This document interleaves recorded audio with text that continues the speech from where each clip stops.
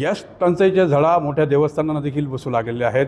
शिर्डी साईबाबा संस्थान हे देशातील 2 नंबरचं देवस्थान आहे आणि जवळपास साईप्रसादामध्ये दररोज 40,000हून अधिक भाविक जे आहेत ते साईप्रसाद भोजनाचा आनंद घेत असतात. आता त्यामध्ये काटकसर करण्याचं साईबाबा संस्थेनं ठरवलेलं आहे. त्याचबरोबर लाडूच्या बाबतीत देखील निर्णय घेण्यात आलेले आहेत. गॅस टंचाई जी आहे ती जाणवते. आपल्याकडे काय परिस्थिती आहे आणि काय बदल आता आपण अन्नछत्रामध्ये करणार आहात आणि लाडूच्या बाबतीत काय निर्णय घेण्यात आला? ओम साईराम.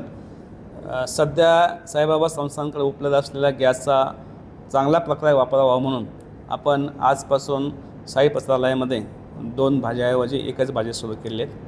त्याचप्रमाणे कढी, खिचडी, पुलाव असंही आपण आजपासून सुरू करतो. यापूर्वी आपण लाडू प्रसाद भक्तांना पाहिजे त्याप्रमाणे देत होतो, परंतु सर्वच भक्तांना लाडू प्रसाद मिळावा म्हणून आजपासून आपण एका भक्ताला 1 लाडू पॅकेट आजपासून सुरू केलेलं आहे. याच मागचा उद्देश फक्त एवढाच आहे की जो आपल्याकडं सध्या गॅस उपलब्ध आहे त्याचा चांगल्या प्रकारे वापर व्हावा आणि जास्तीत जास्त दिवस तो साई भक्तांना या सर्व प्रसादालय म्हणा, बुंदी पॅकेट म्हणा, लाडू पॅकेट म्हणा याचा लाभ व्हावा याकरता साईबाबा संस्थानने हे निर्णय घेतलेला आहे. माझी सर्व साई भक्तांना विनंती आहे की या निर्णयामध्ये आपण सर्वांनी सहकार्य करावं. यामध्ये घाबरण्याचं कोणतंही कारण नाही. एकंदरीत बघितलं तर रामनवमी उत्सव जवळ आला आहे. आता पुढची तयारी काय आहे? आपल्याकडे पुरवठा किती आहे? जिल्हाधिकाऱ्यांनी देखील सांगितलं की शिर्डी असेल, शनी शिंगणापूर देवस्थान असेल, यासाठी गॅस पुरवठा जो आहे आम्ही शक्यतो सुरळीत ठेवण्याचा प्रयत्न करणार.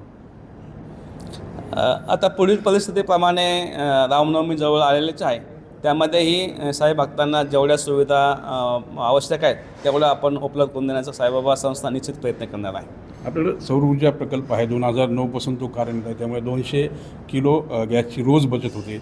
अशामध्ये त्या ठिकाणी आपण जर बघितलं तर जे उकडी पदार्थ आहे म्हणजे स्टीम जे आहेत, राईस असेल किंवा इतर पदार्थ, तर त्यामध्ये आता आपल्याला त्यावर जास्त फोकस करणार आहोत. सध्याचा जो आपला सोलर प्रोजेक्ट आहे त्याचं आपण एकदम चांगल्या प्रकारे सध्याच्या परिस्थितीमध्ये वापर सुरू केलेला आहे.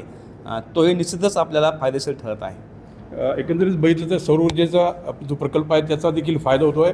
आणि दुसरीकडे आता जे साई प्रसादालय आहे त्यामध्ये 2 भाज्या वितरित केल्या जात होत्या, त्याऐवजी 1 भाजी आणि गरज पडली तर मसाला भात असा मेनू जो आहे तो संस्थांकडून देण्यात येणार आहे. त्यासोबत एका भक्ताला 1च लाडू पॅकेट जे आहे ते वितरित करण्याचा निर्णय संस्थांनी घेतल्याचं पाहायला मिळतं आहे. मनोज गाडेकर, TV9 मराठी, शिर्डी, अहिल्यानगर.